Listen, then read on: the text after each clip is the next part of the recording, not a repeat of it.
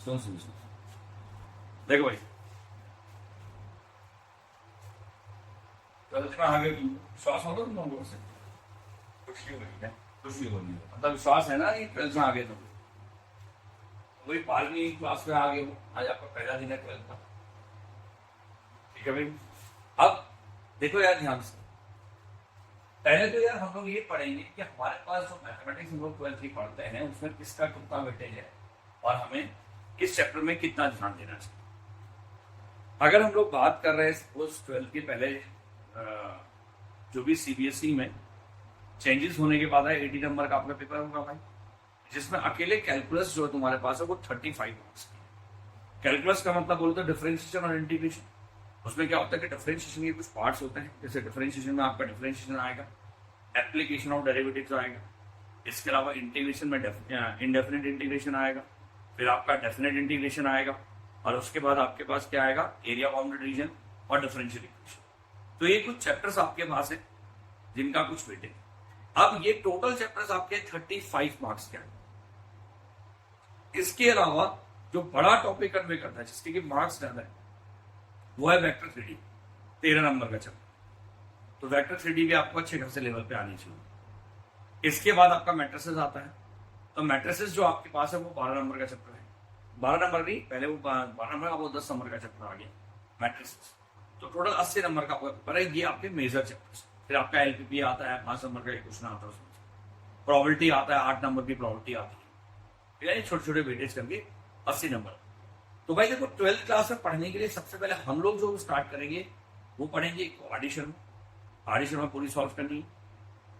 कुछ मैं practice paper तुम्हारे लिए लाया हूँ, जिसमें प्रैक्टिस पेपर में क्या है कि ऑडिशन में पूरी होगी सॉल्व, एनसीईआरटी पूरी सॉल्व होगी। इसके अलावा हमने क्या करना है, पूरे जेई मेंस के क्वेश्चन करने हैं, जेई एडवांस के भी क्वेश्चन करेंगे, और इसके अलावा हमने क्या करना है बच्चों, एनडीए के सारे क्वेश्चन। यानी कि हमारा पूरा टारगेट रहेगा। तो आपकी जो क्लास चलेगी उसका ड्यूरेशन भी धीरे धीरे करके 1.5 घंटे हो जाएगा। स्टार्टिंग में कम रहेगा पर उसके बाद क्या हो जाएगा, 1.5 आवर की क्लास हो जाएगा, तो आपका ड्यूरेशन बढ़ जाएगा। तो हमने इतने चैप्टर्स कवर अप करने हैं, गॉट इट और नॉट। अब देखो यार, सबसे पहले हम बात कर रहे हैं जो पहला चैप्टर हमारे पास है, तुम्हें पता पहला चैप्टर कौन सा है, वो है रिलेशन। तो पहले चैप्टर से हम लोग स्टार्ट करते हैं, पर पहले चैप्टर के हम पहले टॉपिक से स्टार्ट करते हैं, रिलेशन से। क्या रिलेशन हमारे पास है। अब हम जब बात करते हैं बच्चों रिलेशन की, तो रिलेशन को सबसे पहले हम लोग समझेंगे कि जब हम रिलेशन टॉपिक पढ़ रहे हैं तो रिलेशन टॉपिक आधा टॉपिक जो था वो कहां था, रिलेशन का आधा टॉपिक कहां था पता आपको, 11th क्लास में। और आधा चैप्टर अब हम पढ़ रहे हैं। तो 11th क्लास में जो आपने रिलेशन पढ़ा उसकी कुछ बेसिक टर्म्स बता रहा हूं, जिसके बेस पे इस चैप्टर को हम आगे बढ़े। तो सबसे पहले हमारे पास कुछ टर्म्स थे, कुछ नोट्स थे, कुछ ऐसे डेफिनेशंस थी जो हमने 11th क्लास में पढ़ी है। वो डेफिनेशन क्या थी, सबसे पहले हमने पढ़ा कार्टेशियन प्रोडक्ट। पढ़ा था आपने, बताओ क्या होता है भाई कार्टेशियन प्रोडक्ट की। अगर हम बात करते हैं तो कार्टेशियन प्रोडक्ट का मतलब होता है collection of all the possible ordered pair. क्या मतलब होता है बच्चों, collection of all the possible ordered pair, यानी कि जितने भी ऑर्डर्ड पेयर है उन सबका जब हम कलेक्शन करते हैं तो that is called Cartesian product. ठीक है। अब कार्टेशियन प्रोडक्ट क्या होगा, जैसे मान ले अगर कोई ए सेट है तेरे पास, ए सेट में मान ले 1 2 एलिमेंट। अब मान ले कोई बी सेट है, उसके अंदर मान ले तेरे पास है 3 4 और यहाँ पर 5 है। तो अगर मान ले मैं तुझे कहूं यार ए क्रॉस बी, तो ए क्रॉस बी को ही हम लोग क्या कहते हैं, कार्टेशियन प्रोडक्ट। अब यहाँ पर तूने कहा ए क्रॉस बी है, तो ए क्रॉस बी का मतलब क्या हुआ, ए से बी की तरफ बनने वाला ऑर्डर्ड पेयर। अब ए से बी की तरफ बनने वाला ऑर्डर्ड पेयर का मतलब क्या हुआ, जैसे अगर मान लो ए से बी की तरफ यानी कि ए क्रॉस बी, तो होगा क्या कि तो 2 एलिमेंट है, इसमें 3 एलिमेंट है, ये क्या करेंगे एक दूसरे की तरफ रिलेट करेंगे। जैसे 1 ने 3 के साथ रिलेट किया तो बना 1 3।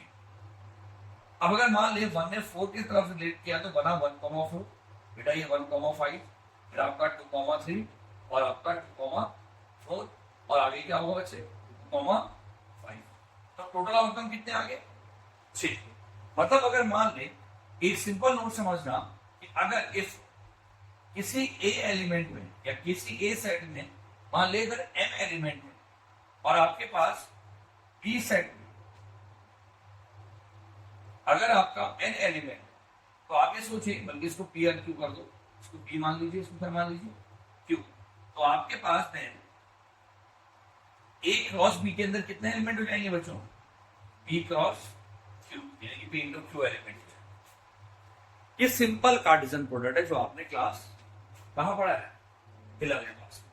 अब इसी को हम लोग रिप्रेजेंट कर सकते हैं एरो डायग्राम। फॉर एग्जांपल अगर मान ले यहाँ पर ए है और यहाँ पर मान ले बी, इसको क्या बोलते हैं? Arrow diagram. तो अगर ए और बी तेरे पास क्या है, ए के अंदर मान ले 1 2 एलिमेंट है, बी के अंदर तेरे पास 3 4 और 5 है। तो अगर हम कार्टेशियन प्रोडक्ट की बात कर रहे हैं तो इसका मतलब क्या हुआ? भैया देख, 1 ने या तो 3 से रिलेट किया, 1 ने या तो 4 से रिलेट किया, 1 ने या तो 5 से रिलेट किया। पर ऐसा हो सकता है कि 2 3 से रिलेट करे, 2 4 से रिलेट करे या 2 5 से। ये पॉसिबिलिटी बन सकती है। तो जितने भी मैक्सिमम ऑर्डर्ड पेयर पॉसिबल होते हैं उसको क्या कहते हैं हम लोग? Cartesian product. अब क्या होता है बच्चों, इसी कार्टेशियन प्रोडक्ट में से कुछ एलिमेंट लिए जाते हैं जिनको हम लोग रिलेशन के अंदर रखते हैं। तो रिलेशन क्या है? एक सिचुएशन।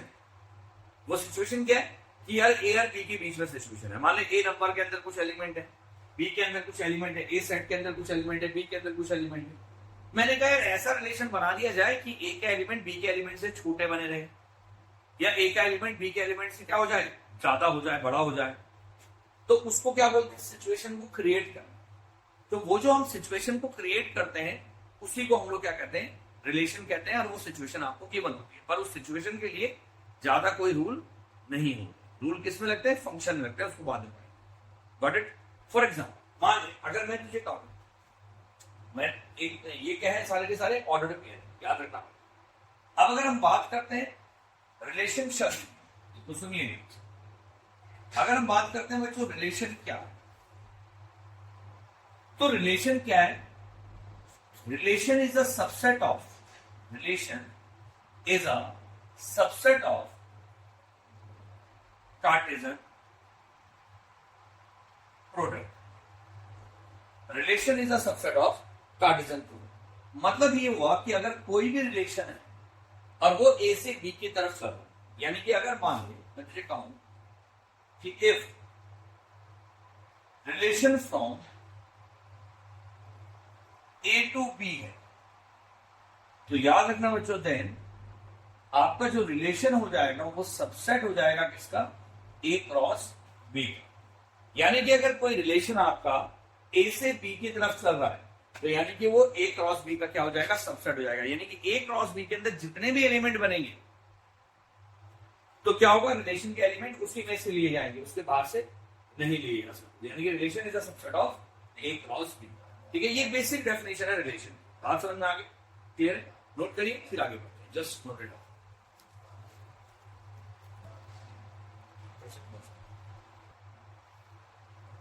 अब देखो आगे एक चीज समझ में, रिलेशन किसे कहेंगे? तो रिलेशन का मैंने बेसिक कॉन्सेप्ट आपको बता दिया जो हमने कहां पढ़ा था? क्लास 11। ठीक है, अब उसी को थोड़ा सा कंटिन्यू देखिए। अब मान ले अगर सपोज मैं एक क्वेश्चन बोल दूं, मैंने आपसे कहा एक क्वेश्चन है, मैंने कहा find the domain codomain and range of the relation. किसी रिलेशन का बच्चों मुझे डोमेन निकालना है, कोडोमेन निकालना है और रेंज निकालना है। ठीक है, फ्रॉम ए टू ए। अब याद रखना बच्चों, ए टू ए जब कोई रिलेशन चलता है तो उसको क्या बोलते हैं? रिलेशन ऑन अ सेट बोलते हैं। ये भी लफ्ज पढ़ा था। अगर कोई रिलेशन ए टू ए चल रहा है तो उसको क्या बोलते हैं? रिलेशन ऑन अ सेट बोलते हैं। बताने की आवश्यकता नहीं, फिर भी मैं बता देता हूं। यहां पर लिख रहा हूं नोट करके, तो मैं थोड़ा समझ में आएगा। यहां पर ठीक है, अगर हम बात करते हैं बच्चों relation on a set capital A, तो अगर relation on a set capital A की हम बात कर रहे हैं तो इसका मतलब क्या होता है बच्चों? कोई भी रिलेशन जो सबसेट हो जाए किसका? ए क्रॉस ए का। मतलब क्या है? वो ए से ए की तरफ चल रहा है। मतलब वो ए टू से बी की तरफ नहीं चल रहा है, क्या चल रहा है? वो ए से ए की तरफ चल रहा है। अगर वो ए से ए की तरफ चल रहा है तो हम क्या बोलेंगे बच्चों? उसको relation on a set. What it है ना? तो अगर मान ले कोई भी रिलेशन ए से ए की तरफ चल रहा है and A is equal to, आपको देखा मान ले 1 2 3 से लेकर के 15 तक, and R is equal to एक ऐसा ऑर्डर्ड पेयर जिसमें 2a is equal to b हो और a comma b belongs to r। r नहीं बोलेंगे, a बोलेंगे। मैंने कहा यार ऐसा कोई रिलेशन जिसमें 2a क्या हो, b के बराबर। तो अगर 2a b के बराबर हो तो इसका डोमेन रेंज निकालने। देखो यार क्या होता है, सिंपल लॉजिक। अगर मान ले r is equal to a comma b, तो a के एलिमेंट को बोला जाता है डोमेन और b को क्या बोला जाता है, रेंज। अगर a कॉमा b है तो a का मतलब हो गया डोमेन और b का मतलब क्या हो गया तेरे पास, रेंज। अगर a टू a चल रहा है तो अगर मान ले कोई फंक्शन, कोई रिलेशन आपका a से b की तरफ जा रहा है तो b के हर एक एलिमेंट को बोला जाता है कोडोमेन और b के वो एलिमेंट जो रिलेट करते हैं उसको बोलते हैं रेंज और a के जो एलिमेंट रिलेट करते हैं उसको बोलते हैं डोमेन। याद रखना, ठीक है। सुनिए, a के वो एलिमेंट जो रिलेट करते हैं, तो ये जो a कॉमा b है फिलहाल ये डोमेन रहेंगे। अब सुनो, सबसे पहला तरीका आप क्या करिए, इसको कन्वर्ट कर दीजिए कार्टेशियन फॉर्म में। ये कौन से फॉर्म है, सेट बिल्डर फॉर्म। तो आप क्या करिए, सबसे पहले इसको कार्टेशियन फॉर्म में कन्वर्ट। तो अगर मैं इसको कार्टेशियन फॉर्म में कन्वर्ट करूं तो मैंने इसको लिखा r इज इक्वल, अब a comma b such that 2a is equal to b, तो just put any value of a and then get the value of b। तो सपोज मैंने a की वैल्यू निकाली, मैंने 1 रखा, तो अगर मैं यहां 1 रखता हूं तो b बराबर कितना आएगा, 2 आएगा। बोलो ठीक कह रहा हूं बेटा, अगर मैं 2 रखूंगा तो कितना आएगा, 4 आएगा। Very nice. 3 रखूंगा तो 6 आएगा, 4 रखूंगा तो 8 आएगा, 5 रखूंगा तो 10 आएगा, 6 रखूंगा 12 आएगा और 7 रखूंगा 14 आएगा और इसके आगे मैं रखूंगा नहीं। क्यों? क्योंकि जैसे ही मैं 8 रखूंगा 16 हो जाएगा, तो वो रेंज से बाहर हो जाएगा, अपने मतलब कोडोमेन से बाहर हो जाएगा, है ना। तो मतलब नहीं लिख सकता। तो जो मैंने a की वैल्यू रखी है उसको बोला गया डोमेन। a की जो वैल्यू रखी, क्या क्या रखी आपने a की वैल्यू, 1 2 3 4 5 6 और 7। और b की वो वैल्यू, पहले तो b की सारी वैल्यू को बोला गया कोडोमेन, चाहे a टू b चल रहा ना, मतलब a टू a है ये, तो कोडोमेन तो हो गया पूरा a। और उसका वो हिस्सा जिसने रिलेट किया उसको कहा गया रेंज, यानी कि रेंज क्या आ गया, 2 4 6 8 10 12 और 14। तो ये आपके पास क्या आ गया बच्चे, रेंज आ गया। Got it not? तो हमारे पास डोमेन क्लियर हो गया, हमारे पास कोडोमेन क्लियर हो गया, हमारे पास रेंज क्लियर हो गया। आ गया एनी कंफ्यूजन, पूछो भाई, ठीक है ना। तो ये मेरे पास डोमेन, कोडोमेन और रेंज की परिभाषा है किसी भी रिलेशन। क्लियर? ए के वो वैल्यू जो रिलेट करते हैं उसको कहते हैं डोमेन, बी के वो वैल्यू जो आपकी रिलेट, मतलब अगर मान ले कोई रिलेशन, जैसे एरो डायग्राम से थोड़ा सा और क्लियर करवाऊंगा तुम लोगों को। अगर मान ले यहां पर ए है और यहां पर मान ले बी है, अब कोई रिलेशन ए टू ए चल रहा है, 1 से लेकर 15 तक है, तो ए के हर एक एलिमेंट को डोमेन नहीं बोलेंगे, ए के उस एलिमेंट को डोमेन बोलेंगे जो रिलेट कर रहा है। तो अगर मान ले यह 1 है तो 1 ने रिलेट किया किससे बच्चों, 2 से, 2 ने बेटा किससे, 4 से, 3 ने 6 से, 4 ने 8 से, 5 ने 10 से, 6 ने 12 से और 7 ने 14 से, और कुछ होगा नहीं। पर इसके अलावा भी तो नंबर होंगे यहाँ पर, यानी कि यहाँ पर आपका 8 भी होगा, 9 भी होगा एंड सो एंड सो। और यहाँ पर इसके अलावा भी नंबर होंगे, जैसे 1 होगा, 3 होगा, 5 होगा, 7 होगा, 11 होगा एंड सो एंड सो, 9 भी होगा। ठीक है, क्लियर है सर? तो ऐसे सारे नंबर होंगे। तो हमने क्या किया, एक का वो एलिमेंट जो रिलेट करा उसको कहा गया डोमेन, और रिलेट क्या किया, 1 से लेकर 2 से लेकर के 7 तक। और फिर वही सेम चीज बी के हर एक एलिमेंट को क्या बोला गया, यहाँ पर बी नहीं है, यहाँ पर क्या ए टू ए है। ये बोलो बच्चे, समझ में आया? बी क्या है, ए टू ए है। तो इसके सारे एलिमेंट को बोला गया कोडोमेन, जैसे मैंने वहां लिखा है। कोडोमेन आपके पास क्या आ गया भैया, 1 2 से लेकर के 15 तक। और बी का वो एलिमेंट जो रिलेट कर गया, मतलब ए का वो एलिमेंट जो रिलेट कर गया उसको कहा गया रेंज, यानी कि 2 4 6 और कितना है 6, 2 4 6 8 और 10 12 14। अब आपको पता है कि सेट थ्योरी में आगे पीछे लिखने से कोई फर्क नहीं पड़ता। बात समझ में आ गया? क्लियर? नोट करिए इसको, फिर आगे बढ़ते हैं। नोट करिए,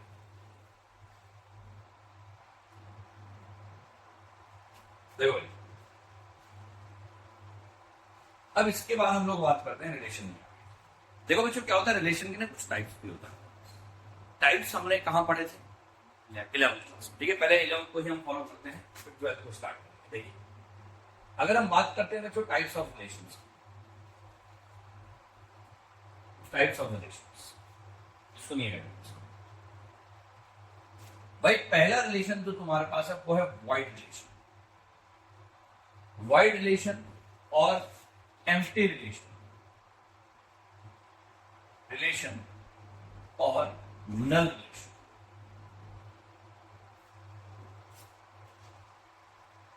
भाई सोचो, ऐसी सिचुएशन जो पॉसिबल ना हो, मतलब आपने कुछ ऐसी सिचुएशन बता दी जिसकी संभावना ही नहीं है।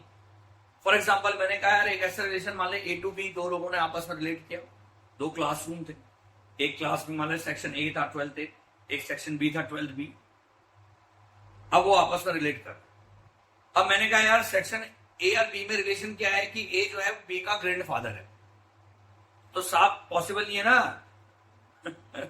हमें 12th A का कोई बच्चा 12th B के किसी बच्चे का ग्रैंडफादर नहीं हो सकता ना, पॉसिबिलिटी नहीं है। इट मींस व्हाट कि ये रिलेशन वाइड हो जाएगा, मतलब that relation is not possible.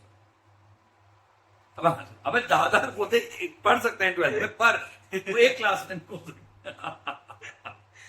आप सुन, अब जैसे और सिचुएशन बता, जैसे फॉर एग्जांपल सुनिएगा ध्यान से, मतलब रिलेशन का सिंपल अभिप्राय मैंने बताया था कि रिलेशन का मतलब क्या होता है, वाइड या मतलब जो सिचुएशन पॉसिबल ना हो, कि दो सेट है, उन सेट के बीच में कोई सिचुएशन पॉसिबल नहीं है। फॉर एग्जांपल, अगर मान ले ए सेट है, उसके अंदर ABC लिखा है, दूसरा सेट है उसके अंदर मान ले EFG लिखा है। अब मैं कहता हूं कि यार एक रिलेशन बनाए जिसमें AB के बराबर हो जाए, पॉसिबल नहीं है ना भाई, ABC EFG के बराबर हो ही नहीं सकता। That means what, that is called wide relation, यानी कि ये रिलेशन पॉसिबल नहीं है। ठीक है, बात समझ में आ गई। अब दूसरा रिलेशन आपके पास होता है जिसको बोलते हैं यूनिवर्सल रिलेशन। अब यूनिवर्सल रिलेशन किसे कहते हैं?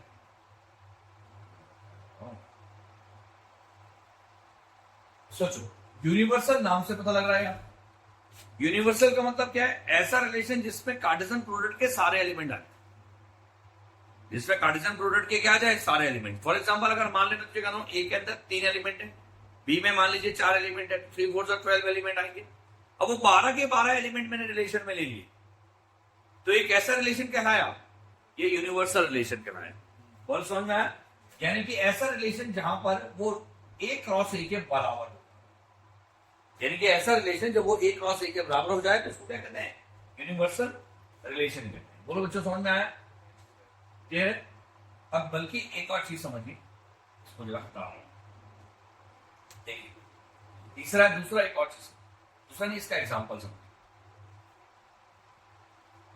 अब इसका एग्जांपल जैसे मान ले, एग्जांपल क्या बोलेंगे, हम ये बोलेंगे कि जो नल सेट है, मतलब ऐसा रिलेशन जब क्या होता है, रिलेशन किसके बराबर हो जाए, 5 के बराबर, मतलब नल सेट हो जाए ना, रिलेशन के अंदर कोई एलिमेंट ही नहीं है, क्या हो गया वो, बोलो, वो वाइड रिलेशन हो गया या नल रिलेशन हो गया या एम्प्टी रिलेशन हो गया। बट बोलो समझ में आ गया? तो ये आपके रिलेशन की एक पॉइंट है। क्लियर है? अब इसके बाद हम लोग पढ़ते हैं, समझिए, जब हम टाइप्स ऑफ रिलेशन 12th के हिसाब से पढ़ते हैं, तो 12th के हिसाब से क्या पढ़ते हैं, देखिए, relation on a set capital. अब ए के अंदर कुछ भी एलिमेंट है, मान ले 1 2 3 4 5 6 7 8 व्हाटएवर, कुछ भी, तो याद रखना बच्चों, जब हम बात करते हैं relation on a set capital A की, ए के अंदर मैंने आपसे कहा कुछ भी एलिमेंट, तो यहां पर आपके जनरली 4 तरह के रिलेशन। पहला रिलेशन आपके पास होता है रिफ्लेक्सिव।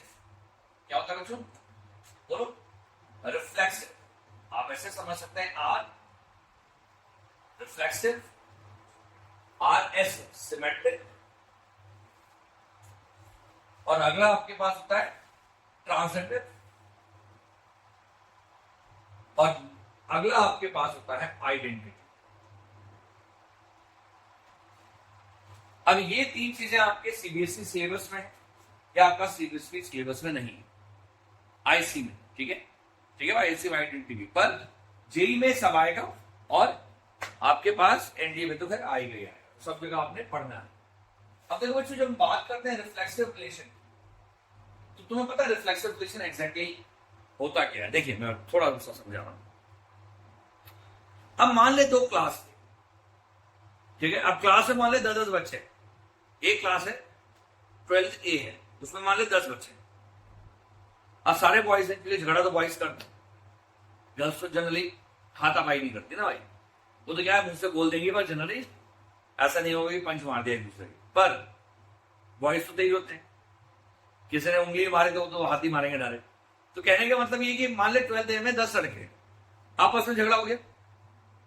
अब ए में ही क्यों आपस में झगड़ा हुआ? क्योंकि ए टू ए बोल रहा हूं मैं, रिलेशन क्या बोल रहा हूं आपसे, ए से ए की तरफ। अब आपस में झगड़ा हो गया तो साहब रिफ्लेक्सिव कहता है खुद के चपत मारना, मतलब खुद की पिटाई करने, भाई किसी और को मत मार। अब खुद की पिटाई मास्टर जी नहीं बुलाते, बेटा चल इधर आपने थप्पड़ मार, तो वही काम होगा यहां। अब रिफ्लेक्सिव होता है खुद के साथ रिलेट करना, और आइडेंटिटी होता है सिर्फ खुद के साथ रिलेट करना। शायद अंतर समझ में आ गया होगा भाई। रिफ्लेक्सिव का मतलब खुद के साथ रिलेट करना, और आइडेंटिटी का मतलब क्या हुआ, सिर्फ खुद के साथ रिलेट करना। मतलब ये हुआ कि अगर मान ले मैं तुझे कहूं, एग्जाम्पल दे रहा हूं, मान लो यहां पर जो ए सेट था, मैंने इसको बोला था कि कोई भी सेट हो सकता है, मान लो ये 1 2 3 है और 4 भी है, मान लो एग्जाम्पल है। अब 1 2 3 4 है, तो वो क्या कहता है कि भैया ऐसा रिलेशन जिसमें हर एलिमेंट खुद के साथ रिलेट करे। मतलब अगर 1 2 3 4 है भाई, तो अगर ये ए है और यहां पर ए सेट चल रहा है और ये 1 2 3 4 है, यहां पर भी 1 2 3 4 है, आपस में झगड़ा हो गया, तो खुद के साथ खुद की पिटाई करना, मतलब 1 1 से रिलेट करे, 2 2 से, 3 3 से, 4 4 से। इसके अलावा अगर 3 ने किसी और से रिलेट कर दिया कोई फर्क नहीं पड़ता। मतलब खुद के साथ रिलेट करना जरूरी है, उसके अलावा अगर वो किसी और के साथ रिलेट कर रहा तो डजंट मैटर। मतलब 1 1 2 2 3 3 4 4 तो हो, पर इसके अलावा अगर मान ले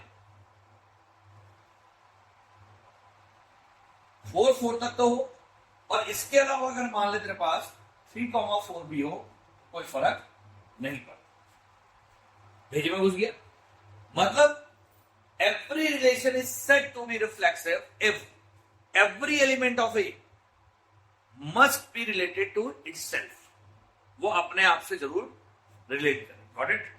अब इसको लिखने का एक और पैटर्न है, वो क्या है बच्चे, कि ए कॉमा ए खुद से रिलेट करे, बिलोंग्स टू रिलेशन में हो, for all A belongs to capital A. मतलब ए कॉमा ए का मतलब हुआ कि हर ए एलिमेंट खुद के साथ रिलेट करे हर एक ए जो कि कैपिटल ए को बिलोंग करे। जैसे 1 2 3 4 कैपिटल ए में है, तो हर एलिमेंट एक खुद से रिलेट कर रहा है, तो उसको बोलते हैं हम रिफ्लेक्सिव होना। बात समझ में आया? मतलब ऐसी सिचुएशन जहां पर हर एलिमेंट खुद के साथ रिलेट जरूर करे। फॉर एग्जाम्पल मैंने तुझे कहा एक ऐसी सिचुएशन है ए और बी में, मैंने कहा ए कॉमा बी है और ए ने बी से रिलेट किया, इस तरीके से किया कि A is a friend of B, A B का दोस्त है। तो यहां पर सिचुएशन क्या आ गई, दोस्त होना। तो अगर ए बी का दोस्त है तो सोचो, अगर ए बी का दोस्त है तो ए क्या खुद का दोस्त है? हाइपोथेटिकल तो सही लगता है कि खुद के दोस्त बनो, पर एक्चुअली नहीं है। पर अगर मैं आपसे कहूं कि दो ट्राइंगल हैं, उनमें रिलेशन ये है कि एक ट्राइंगल दूसरे के सिमिलर है, तो रिफ्लेक्सिव तब होगा जब कोई ट्राइंगल खुद के सिमिलर होगा। तो हर ट्राइंगल खुद के सिमिलर होता है? बिल्कुल होता है। तो मतलब ये सिचुएशन रिफ्लेक्सिव की कैटेगरी में है, अब पहली सिचुएशन रिफ्लेक्सिव कैटेगरी में नहीं थी। बात समझ में आया? That is only the situation. कोई जरूरी नहीं थोड़ा है कि वहां पर नंबर सिस्टम दे रखा हो। भाई ऐसा भी हो सकता है कि नंबर सिस्टम में हम बात ही ना कर रहे हो, हम एक सिचुएशन में बात कर रहे हो। फॉर एग्जाम्पल मैंने कहा यार ए और बी ऐसे रिलेट है कि A is a father of B. अब मैं कहूं रिफ्लेक्सिव है, अरे साहब नहीं है ना, कोई खुद का फादर थोड़ा हो सकता है। इट मीन्स व्हाट कि दैट इज नॉट रिफ्लेक्सिव। अगर सपोज मैं आपसे कह रहा हूं कि A is a sister of B, तो साफ A is a sister of A नहीं हो सकता ना, खुद की बहन ढूंढना है। तो इट मीन्स क्लियर कि कहां पर रिफ्लेक्सिव हो सकता है, कहां पर रिफ्लेक्सिव नहीं हो सकता। That is called the situation. जैसे एक triangle congruent to another triangle है। अब यहां सिचुएशन क्या, कॉन्ग्रुएंट होना। तो अगर A is a congruent to A, भाई हर ट्राइंगल खुद के कॉन्ग्रुएंट होता है ना, तो मतलब सिचुएशन पॉसिबल है। तो रिफ्लेक्सिव होना मतलब एक ऐसे सिचुएशन जो खुद के साथ रिलेट कर रहा है। तो अगर वो खुद के साथ रिलेट कर रही है तो रिफ्लेक्सिव होगा, अदरवाइज रिफ्लेक्सिव नहीं होगा। What it not, that's good. अब सुनिए, आइडेंटिटी किसे कहता है? भाई आइडेंटिटी कहता है कि ओनली, ध्यान दीजिएगा, only A comma A belongs to relation. Only word आ गया, मतलब क्या है, सिर्फ ए कॉमा ए होगा भाई। मतलब हर एलिमेंट खुद से रिलेट करेगा, किसी और के साथ रिलेट कर ही नहीं सकता। ठीक है, मतलब एग्जाम्पल देखिए, मान ले ऐसा रिलेशन, जब अगर मान ले 1 2 3 4 आपके पास, तो सब 1 1 हो, 2 2 हो, 3 3 हो, और सर 4 4 हो, इसके अलावा कुछ भी ना हो। तो अगर इसके अलावा कुछ भी नहीं है तो ये रिफ्लेक्सिव है, अदरवाइज ये रिफ्लेक्ट, तो सर ये आइडेंटिटी है, अदरवाइज ये आइडेंटिटी नहीं है। हम ये बोल सकते हैं कि सारे आइडेंटिटी रिफ्लेक्सिव होते हैं, पर सारे रिफ्लेक्सिव आइडेंटिटी नहीं होते। बात समझ में आ गया? भाई सारे आइडेंटिटी रिफ्लेक्सिव होते हैं, पर सारे रिफ्लेक्सिव आइडेंटिटी नहीं होते। अब सुनो, अब अगला तेरे पास आ गया सिमेट्रिक। तो जब हम बात करते हैं बच्चों सिमेट्रिक कि कोई भी रिलेशन आपका सिमेट्रिक होगा या नहीं होगा, तो सिमेट्रिक सिचुएशन कैसे कहता है? मान ले फिर वही झगड़े की बात करते हैं, 10 बच्चे क्लास में हैं, आपस में झगड़ा हो गया। अब बॉयज की एक बड़ी फितरत होती है, वो बदला जरूर लेते। मतलब ए ने बी को मारा तो बी चुप तो बैठेगा नहीं, बी क्या करेगा भाई? रिवेंज लेगा, बदला लेगा। तो साहब ये जो बदला लेने की भावना है, इसी को सिमेट्रिक है। मतलब अगर एक कोई एलिमेंट फर्स्ट जो है वो सेकंड से रिलेट कर रहा है, तो सेम सिचुएशन से सेकंड फर्स्ट से रिलेट करे। फॉर एग्जाम्पल, अगर मान ले दोस्त की बात की मैंने कहा एक सिचुएशन है, ए जो है वो बी का दोस्त है, तो सर यहां पर रिलेशन क्या, दोस्त होना, फ्रेंड। तो A is a friend of B, तो साहब B is a friend of A भी तो होगा। ए बी का दोस्त है तो बी भी तो ए का दोस्त होगा। तो इसका मतलब ये सिचुएशन क्या है, दोनों तरफ से है, सेम सिचुएशन बन। तो जब कोई सिचुएशन दोनों तरफ से बनती है, ए ने बी को मारा तो बी भी ए को मारेगा, तो that is called symmetric. Example देखिए, अगर मान ले if A comma B relation में है, तो then B comma A B relation में होगा for all A comma B belongs to capital.